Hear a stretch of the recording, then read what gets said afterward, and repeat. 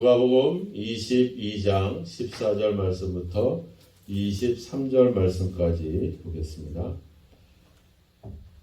14절 때가 이르매 예수께서 사도들과 함께 앉으사 이르시되 내가 고난을 받기 전에 너희와 함께 이 유월절 먹기를 원하였노라. 내가 너희에게 이르노니 이 유월절이 하나님의 나라에서 이루기까지 다시 먹지 아니하리라 하시고 이에 잔을 받으사 감사기도 하시고 이르시되 이것을 갖다가 너희끼리 나누라. 내가 너희에게 이르노니 내가 이제부터 하나님의 나라가 임할 때까지 포도나무에서 난 것을 다시 마시지 아니하리라 하시고 또 떡을 가져 감사기도 하시고 떼어 그들에게 주시며 이르시되 이것은 너희를 위하여 주는 내 몸이라. 너희가 이것을 행하여 나를 기념하라 하시고 저녁 먹은 후에 잔도 그와 같이 하여 이르시되 이 잔은 내 피로 세우는 새 언약이니 곧 너희를 위하여 붓는 것이라. 그러나 보라 나를 파는 자의 손이 나와 함께 상위에 있도다. 인자는 이미 작정된 대로 가거니와 그를 파는 그 사람에게는 화가 있으리로다 하시니 그들이 서로 묻되 우리 중에서 이 일을 행할 자가 누구일까 하더라. 아멘.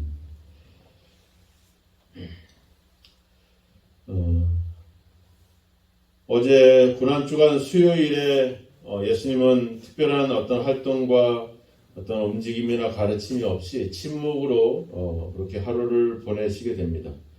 근데 반면에 또 이제 목요일을 맞이해서는 여러 가지 일들로 상당히 이제 바쁘고 준비하는 일에 분주한 그런 시간들을 또 보내게 되죠.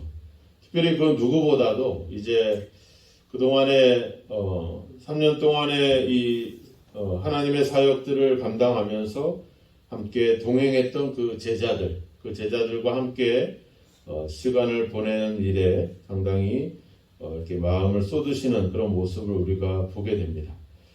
먼저 제자들에게 이 유월절을 준비해라 이렇게 이야기를 하게 되죠. 그래서 22장을 시작하는 앞부분에 대해서 이제 유월절을 준비하여 우리로 먹게 하라 이렇게 8절에 보면 베드로와 요한에게 그것을 준비하도록 요청을 합니다.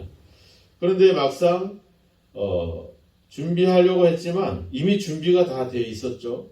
물동이를 이고 가는 사람이 들어가는 그 집의 주인에게 말해서 우리가 어디서 유월절을 보낼 것이냐 이럴 때 이미 그 주인은 그 큰 다락방을 이미 준비해 놓았다는 사실을 우리가 알게 됩니다. 그러니까 우리가 앞서 예루살렘에 들어갈 때 그 나귀와 나귀 새끼를 준비할 때도 이미 다 준비가 되어 있었죠. 그러니까 뭐 우연하게 일어난 일들이 아니라 이미 하나님께서 그런 여러 가지 과정들을 미리 준비하고 있었다라고 하는 겁니다. 근데 하나님만 뿐만 아니라 사탄도 준비를 하고 있었죠. 예수님을 죽일 준비를 이 여러 가지 지도자들과 또 더군다나 가룟 유다를 통해서 그 계획들을 다 준비하고 있었다라고 하는 겁니다. 여러 가지 음모와 그런 의도를 갖고. 근데 큰 그림으로 바라보면 사탄의 계획이 아니라 바로 하나님의 계획이었죠. 그 또한. 우리가 유대 종교가 역사적으로 타락하고 그런 아부의 시기를 보내면서 메시아가 또 예수님이 오셨지만 결국 예수님을 십자가에서 그들이 죽게 만들었습니다. 그들은 메시아를 거부하고 예수를 죽였지만 그것이 자신들의 계획과 자신들의 어떤 그런 음모로 이루어진 그런 성공을 거둔 그런 것이라 생각할 수 있겠지만 그 또한 하나님의 큰 계획 속에 다 포함이 되어 있었다는 거죠. 이 22장 앞에 3절에도 가보면 12 중에 하나인 가로딘이라 부르는 유다에게 사탄이 들어갔다 이렇게 나오죠. 그러니까 가룟 유다를 이용해서 예수를 팔아넘기고자 하는 것이 사탄의 계획이었지만 그것은 뭐겠어요? 결국은 이미 우리가 읽은 22절에도 나오지만 이미 작정된 대로 가거니와 그를 파는 그 사람에게는 화가 있으리로다. 그러니까 사탄이 계획하고 세상에 있는 사람들이 자신의 권력을 지키기 위해서 또 타락한 종교 지도자들이 그리스도를 거부하고 메시아를 외면했지만 그것이 다 자신들의 계획과 뜻인 것처럼 생각을 했지만 이미 이 모든 일들을 작정하기는 하나님께 있었다. 이 사실을 이 6월절 또 마지막 만찬에서 예수님은 다시 한번 이야기를 하고 있습니다. 제자들은 어떻겠습니까? 우리가 그 23절 다음에 24절에 가보면 그들 사이에 그중 누가 크냐 하는 다툼이 났다. 그러니까 제자들은 이 자신들에게 어떤 일들이 일어나고 있는지를 지금 전혀 깨닫지 못하고 이해하지 못하는, 그리고 예수께서 왜 고난을 당하고 십자가에 죽어야 되는지를 잘 알지 못하는, 그리고 그것이 자신들에게 어떤 운명을 가져다 줄지를 알지 못하는 이런 상황 속에 지금 놓여 있다라고 하는 겁니다. 우리가 뒤에 가보면 30절 29절에 나오죠. 내 아버지께서 나라를 내게 맡기신 것 같이 나도 너희에게 맡긴다. 예. 여기서 보면 맡긴다라는 표현이 나오잖아요. 이 말은 이게 내가 너희들한테 주기로 약속돼 있다. 왜? 앞에서 얘기했잖아요. 하나님이 아버지가 나한테 맡긴 것처럼 나도 너희한테 맡긴다. 이것은 이제 말하자면 우리의 운명이 이미 그렇게 정해졌다는 겁니다. 우리가 예수를 믿는 우리 그리스도인들에게 그리스도인들의 앞으로의 어떤 장래의 어떤 하나님의 계획은 이미 작정이 됐다는 거예요. 그 작정은 바로 뭐냐면 하나님이 예수님께 맡긴 것처럼 그 예수님이 우리에게 맡겨서 어떻게 되는 거예요? 30절에 나오죠. 너희로 내 나라에 있어 내 상에서 먹고 마시며 또는 보좌에 앉아 이스라엘 12지파를 다스리게 하려 하노라. 이게 우리 그리스도인들, 예수 믿는 하나님의 자녀가 된 우리가 가야 될 운명이라고 하는 겁니다. 하나님의 계획이라고 하는 겁니다. 이것이. 그러니까 우리는 그 길로 갈 수밖에 없는 거예요. 하나님이 우리에게 맡겨서 우리가 많은 것들을 다스리고 주님과 함께 먹고 마시게 될 그 약속. 이것이 우리에게 약속이 됐다는 거죠. 근데 제자들이 지금 이거를 전혀 모르는 상태에 놓여 있는 겁니다. 자신들이 가야 될 그 영광의 자리를 알지 못하고 지금 현실에서 지금 전전긍긍하고 있는 그런 모습을 보게 되죠. 그러니까 우리가 그런 하나님의 계획과 인도하심 속에 우리가 부르심과 선택을 입은 존재들이 된 거죠. 우리가 이 사실을 알고 이 기쁨과 감격으로 살아가지 못하고 있는 것이 우리 대부분의 그리스도인들의 삶이라고 하는 겁니다. 단순히 눈에 보이고 이 땅에서 누가 크냐, 누가 더 좋은 것을 차지할 것이냐, 누가 오르냐, 이런 싸움에 우리가 놓여 있는 우리의 모습들. 이게 참으로 주님이 보시기에 안타까운 그런 모습인 거죠. 우리의 모습도 그와 다를 바가 없습니다. 주님을 배신하고 또 주님을 이 십자가의 어떤 이 하나님의 뜻을 잘 이해하지 못하고 여전히 세상을 향해서 눈을 들고 있는 이런 연약한 모습들. 그럼에도 불구하고 하나님의 계획하심과 이미 작정한 바가 있기 때문에 우리는 그렇게 갈 수밖에 없다는 거죠. 이게 우리가 복 있다라고 하는 것이 바로 그겁니다. 우리가 눈앞에 보이는 현실에 연정근근하고 왜 예수 믿는 것이 십자가를 져야 되는 것이고 왜 예수를 믿는데 내가 고난을 당해야 되고 어려움을 당해야 되는지 잘 모르면서 왜 그런지 우리가 의심하면서 우리가 가고 있지만 결국은 우리가 이 하나님이 작정한 대로 우리에게 맡겨주실 것이고 우리가 그것을 다스리게 될 것이고 주님과 함께 먹고 마시게 될 그런 어떤 길로 우리가 지금 들어서고 가고 있다는 것. 이것을 우리가 일찍 깨닫고 알게 되면 기쁨이 있고 감사가 있지만 또 모르면 그만한 많은 시간을 또 우리가 허비할 수밖에 없다라고 하는 사실입니다. 그래서 주님은 이 포도주와 이 그 떡을 통해서 이야기하잖아요. 20절에 보면 내 피로 세우는 새 언약이니 곧 너희를 위하여 붓는 것이다. 뒤에서는 맡긴다 이렇게 표현들을 쓰고 있잖아요. 여기서는 부어주신다.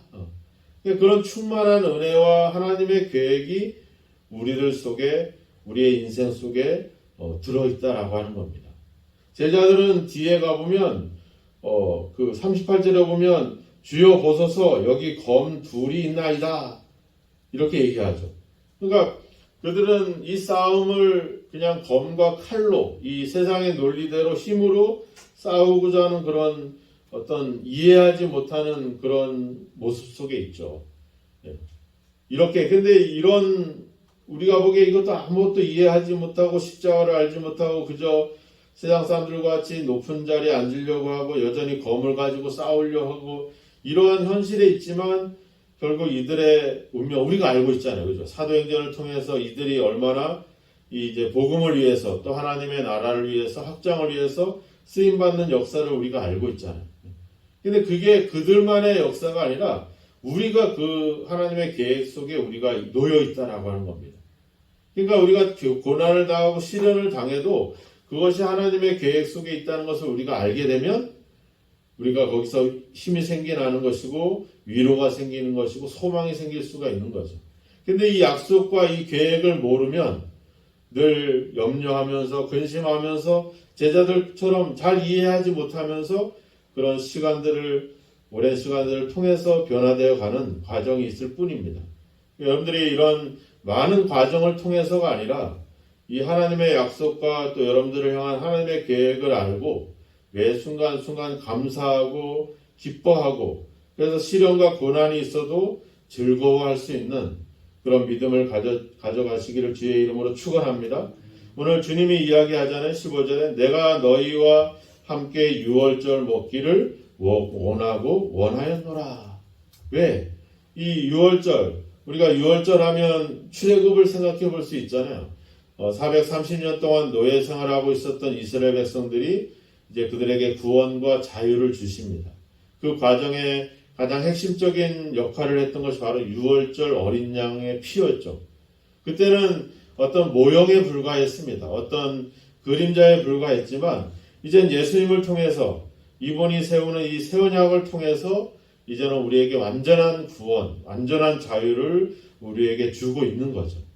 그것이 바로 이 예수 그리스도의 피로 말미암아 되어지는 사건이기 때문에 예수님은 지금 자기를 잘 이해하지 못하고 자기를 팔아넘기려고 하고 하는 그런 제자들과 함께 이 유월절을 먹기를 원하고 있는 것이죠. 간절히. 그들에게 진정한 자유, 진정한 구원의 완성을 그들과 함께 나누고자 하는 그런 간절함들이 주님께 있었다라고 하는 사실입니다. 이 또한 20절에 이야기하지만 이 잔은 내 피로 세우는 새 언약이다.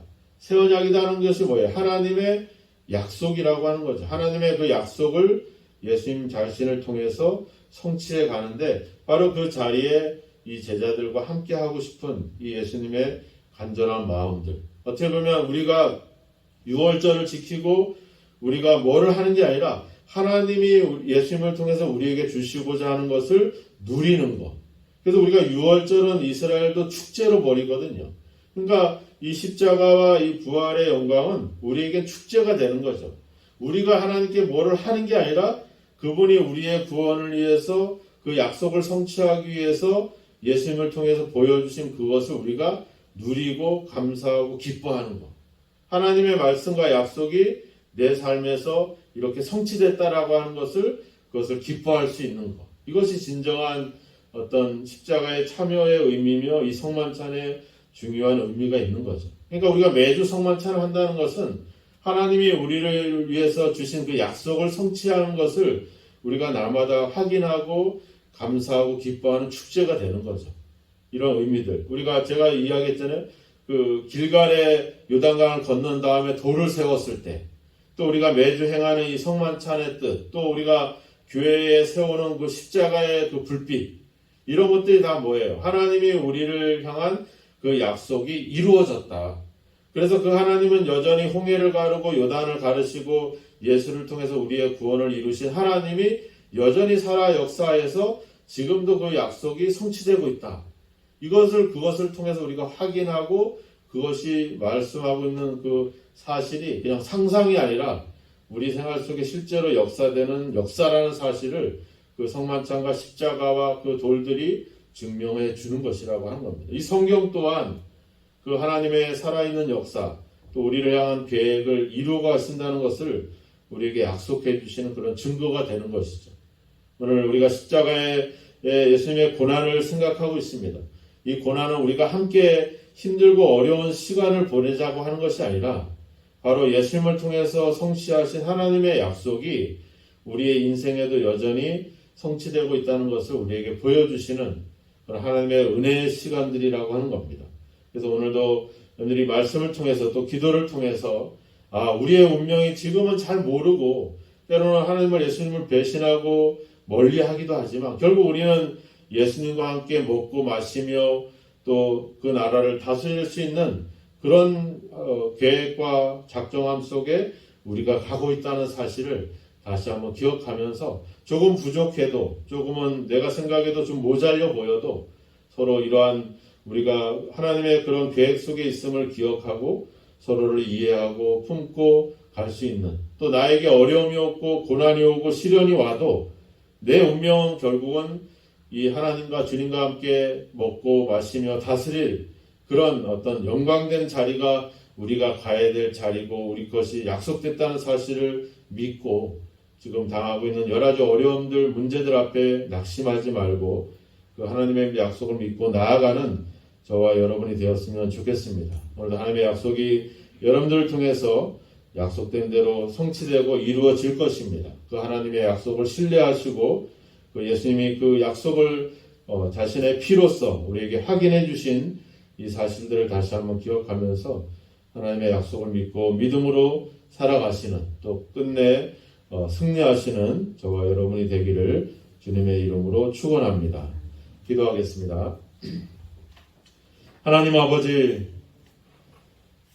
우리가 사탄의 계획과 또 하나님을 배반하는 또 반역하는 아버지 그런 계획 속에 놓여진 운명이 아니라 예수 그리스도와 함께 먹고 마시며 아버지 그 나라를 다스릴 아버지 주여 하나님의 작정과 계획과 약속에 있음을 다시 한번 기억하게 하소서. 우리의 현실이 아버지 그와 같은 영광된 현실이 아니고 여전히 아버지 이해할 수 없고 여전히 많은 아버지 시련과 또 세상으로부터 손가락질과 조롱을 당한다 할지라도 우리가 가야 될 길, 우리에게 약속된 길이 있음을 다시 한번 기억하고 그 약속에 의지하고 그 아버지 하나님의 계획에 의지하여 믿음으로 살아갈 수 있는 저희들로 인도하여 주옵소서. 아버지 우리의 아버지 믿음의 형제들 또 믿음의 자녀들을 돌아보면서 그들의 아버지 주여 이제 그들이 앞으로 쳐야 될 또 그들에게 약속된 하나님의 약속을 바라보면서 격려하고 위로하고 섬길 수 있는 믿음의 삶을 살아가게 하옵소서. 이 하나님의 약속을 성취하게 하기 위하여 자신을 십자가에 못 박기까지 복종하셨던 주님의 그 은혜를 바라보면서 예수님을 통해서 약속되고 성취된 이 하나님의 약속을 우리가 반드시 기억하면서 하나님의 그 약속 속에 오늘도 담대하게 믿음으로 살아갈 수 있는 저희들로 인도하여 주옵소서. 오늘도 이 새벽에 기도하오니 우리의 기도가 하나님의 약속에 근거할 수 있게 해주시고 그 약속이 반드시 성취됨을 믿고 오늘도 우리가 기쁨으로 감사함으로 기도하며 또 믿음으로 살아갈 수 있는 저희들로 이끌어 주시기를 간절히 원하고 소망합니다. 하나님이 우리를 향해서 세우신 이 계획과 또 우리에게 주실 그 영광된 자리를 바라보며 오늘도 기쁨과 감사함으로 십자가를 지고 갈 수 있도록 주여 인도하여 주옵소서. 예수님의 이름으로 기도하옵나이다. 아멘.